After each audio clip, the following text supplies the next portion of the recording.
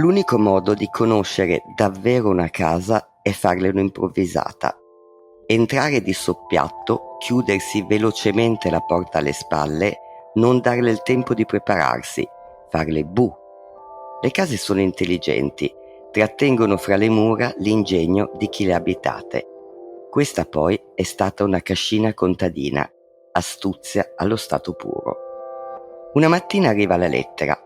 Immagino sia una semplice formalità, invece sarà una complicata sorpresa. La ritiro alle poste e la ripongo attentamente nel luogo più adatto alle notifiche ufficiali, le raccomandate, le buste che in qualche misura possano suggerire un contenuto importante. Appallottolata in fondo alla borsa fra cartacce, caramelle semisciolte, scontrini, ricevute di tintoria in città in cui non vivo più da anni, e lì la dimentico. Quello che avete ascoltato è un brano tratto dall'Arte di perdersi. La voce è quella della sua autrice, Lia Piano.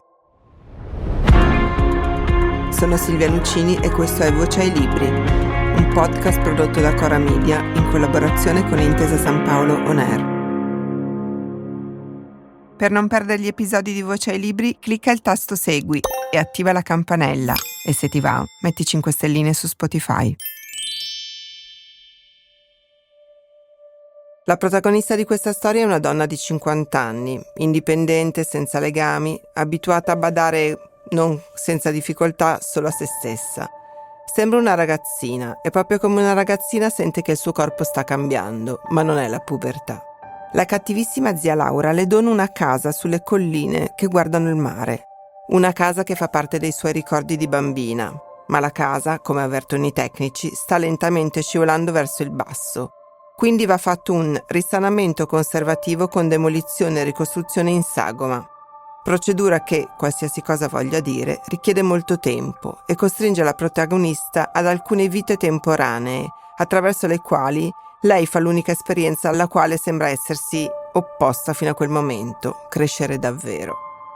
Lia, il tuo romanzo inizia con una notte tormentata, una notte di sogni, anche premonitori, e di vampate, sono i primi segni della perimenopausa, a cui segue uno sguardo nello specchio e un non riconoscersi, a cui segue ancora una visita in una clinica di chirurgia e medicina estetica. Nella tua protagonista c'è uno scollamento tra il dentro e il fuori, che a una certa età tutte, e credo anche tutti, noi percepiamo. Anche il corpo è una casa di cui bisogna prendere bene le misure? Certamente sì. Come hai appena detto, si apre con una notte di vampate che ritornano anche nel romanzo. Quello che invece è importante è l'età della protagonista, che ha 50 anni, che è uno delle dati che me la fanno sentire vicina e la accomunano a me. Questi nuovi 50 anni che forse la nostra generazione, la mia generazione, vive per la prima volta. I 50 anni che sono stati delle donne che sono nostre madri, già soltanto le nostre madri erano 50 anni completamente diversi. Oggi sono certamente ancora un'età di chiaroscuri, in cui c'è la consapevolezza che qualche treno si è perso e si capisce anche che è inutile correre lungo i binari, no, è inutile cercare di acchiappare al volo l'ultimo vagone, ma è anche un'età in cui alcune perdite che sono definitive, alcuni bilanci che proprio non vogliono ritornare, permettono diciamo, nuove scoperte, nuove consapevolezza di sé. È un'età di chiaroscuri in cui tendenzialmente si raccontano sempre soltanto gli scuri e mi piaceva l'idea di dar voce anche invece alla luminosità di questi anni. Del passato della tua protagonista sappiamo poco e quel poco che sappiamo viene dalla descrizione dei suoi traslochi. Perché non ha ancora trovato la sua casa? In realtà la sua casa in qualche modo sembrerebbe trovata, no? Il romanzo si apre con questa eredità che è già molto una sorpresa del tutto inattesa, perché la zia intanto è viva e vegeta e poi odia la protagonista. Il problema di questa casa è che non appena la riceve in eredità, riceve anche la lettera, che è la lettera citata nell'incipit, in cui la casa viene dichiarata inagibile.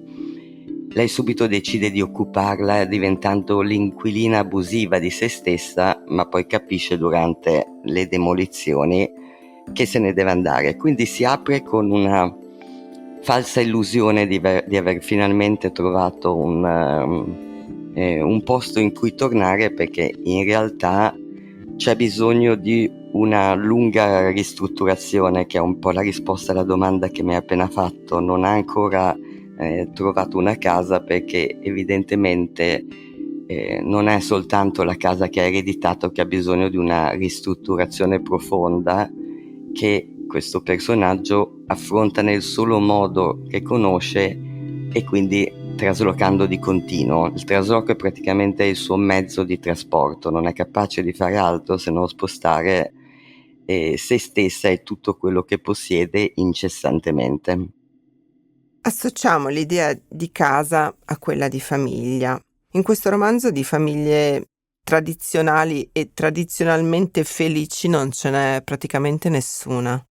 Questo in realtà era voluto. A me interessava raccontare un personaggio che fosse solo, tranne questa madre, questa figura della madre che in realtà ne aumenta soltanto la solitudine in qualche modo, ma anche perché la solitudine in realtà è anche un'opportunità di indagine su se stessi, no, si possono scoprire delle verità anche scomode, nel momento in cui tutte le nostre fragilità, le nostre codardi, i nostri limiti non possono più essere colpa di qualcun altro, no, non possiamo più accusare, che so, un povero malcapitato di fidanzato o di marito.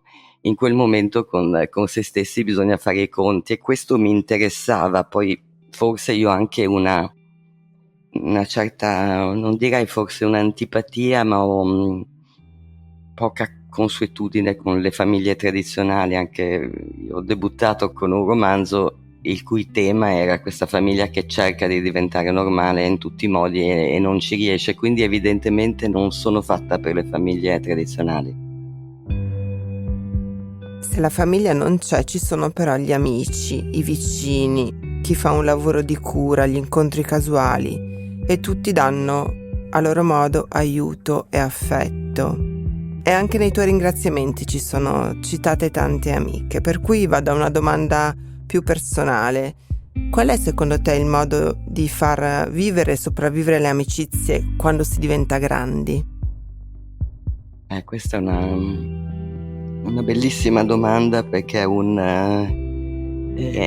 tema che mi è molto caro. Come hai detto nei ringraziamenti, io cito le mie amiche di sempre che non tutte hanno un rapporto diretto con questo romanzo o mi hanno aiutata a scrivere questo romanzo, ma piuttosto sono state negli anni le testimoni di quello che io sono stata, di quello che avrei voluto essere, di quello che sono diventata, anche di quello che ho rischiato di diventare, no? Le lunghe amicizie sono anche una bussola che serve per orientarci, talvolta con, insomma, una certa crudeltà, come sanno essere le vere amicizie. E quindi io ho veramente una grande cura nel dedicare del tempo alle amiche, cosa che crescendo si fa sempre più complicata. Su questo sono d'accordo, ma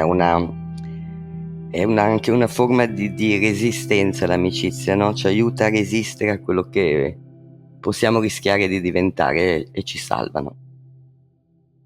Tu con molta grazia e anche molta onestà affronti un tema importante nel romanzo, quello della cura.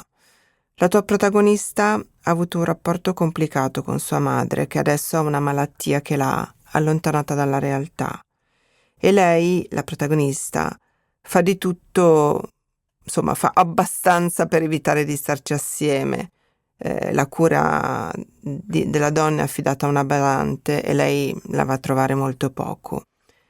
Volevo chiederti come fa la tua protagonista e forse raccontandocelo ci parli anche così un po' fuori dal romanzo, a ritrovare il filo con questa mamma. Come si fa a ritrovare il filo con dei genitori che magari ci hanno un po' complicato la vita ma che poi diventano fragili? Guarda, qui bisognerebbe dare 2 risposte diverse, che una per la protagonista e una invece è per me, è per quanto riguarda la mia vita. La protagonista è la zia Laura con la sua, ferocia, la definisce femmina di Peter Pan fuori tempo massimo, che è una definizione cattiva ma non così imprecisa. Per cui in realtà si trova incastrata, io la incastro nella situazione di doversi occupare della madre, perché la va a trovare nel momento in cui iniziano le vacanze di agosto e la badante le fa presente che ci vuole una seconda persona per poter accudire la madre, e non c'è modo di trovare questa seconda persona perché è agosto. E quindi in qualche modo la costringo a quel ruolo, la chiudo in casa insieme alla madre, costringendola a prendersene cura. Nella mia vita vera, questo libro è dedicato a mia madre, come avrai visto. Mia madre è morta 7 giorni prima dell'uscita del libro, quindi pochissimo tempo fa, e quando ho scritto il libro era già malata, e purtroppo di una malattia di cui la fine è nota e non dà speranze. E questo libro ha significato per me in qualche modo un esorcismo di quello che sarebbe stato il nostro addio, e lo sapevo che sarebbe arrivato molto presto. È stata anche una cura, come spesso sono i libri, sia quando si scrivono che quando si leggono, perché in qualche modo, anche se ero perfettamente consapevole che non l'avrebbe potuto leggere, e così è stato, non l'ha potuto leggere, attraverso l'amore della protagonista per sua madre ho cercato di recuperare anche una parte dell'amore che non ho saputo dimostrare alla mia.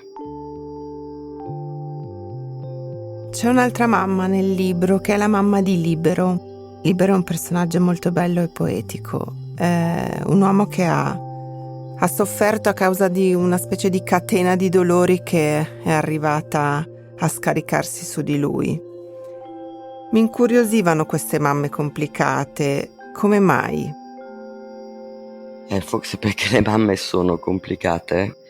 La mamma di Libero è oltre, direi che è anche oltre la complicazione, no? È una madre che a causa di un suo profondo disagio, poi non vorrei svelare troppo, rovina la vita di questo figlio, o meglio, rovina una larga parte della vita di questo figlio. Probabilmente fra le mie ossessioni ci sono anche le mamme, evidentemente così. Il sottotitolo del libro è Storia dei miei traslochi. Si dice che traslocare sia tra le esperienze più stressanti e avvicinata ai lutti, ai divorzi della vita. Tu pensi che sia così? Ma onestamente no. Io nei traslochi ho sempre guardato l'indirizzo di arrivo piuttosto che quello di partenza, per cui sono stata anche in alcune fasi della mia vita una traslocatrice compulsiva. Certamente in questo muoversi incessante c'è un segnale di qualcosa di più profondo. Va anche detto che nel romanzo c'è anche un trasloco che è impossibile, un capitolo che si chiama La casa che non ho saputo salutare. Tutte e tutti noi abbiamo avuto l'esperienza di traslochi impossibili, anche semplicemente perché quello che di più caro avremmo avuto da traslocare non esiste più. Penso di nuovo ad esempio alla casa materna. Quindi ti risponderei che non è così stressante, ma poi mi contraddico immediatamente dicendoti che a volte non è che è stressante, è proprio impossibile. Senti, L'arte di perdersi a me è sembrato una specie di romanzo di formazione tardiva, di una cinquantenne appunto. Volevo chiederti se secondo te perdersi è la condizione necessaria per ritrovarsi. Credo di sì. Credo anche che sia sempre stato così. È ciò che è stato decretato dagli dei, no? Che nel perdersi ciascuno possa ritrovare se stesso, ed era vero ai tempi di Omero e direi che è rimasto attuale. Abbiamo dato voce all'arte di perdersi di Lia Piano, Bonpiani Editore.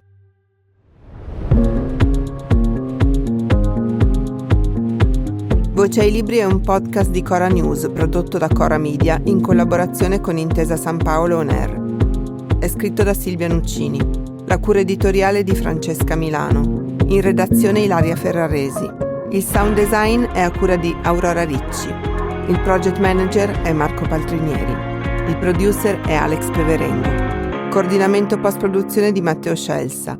I fonici di studio sono Luca Possi e Lucrezia Marcelli.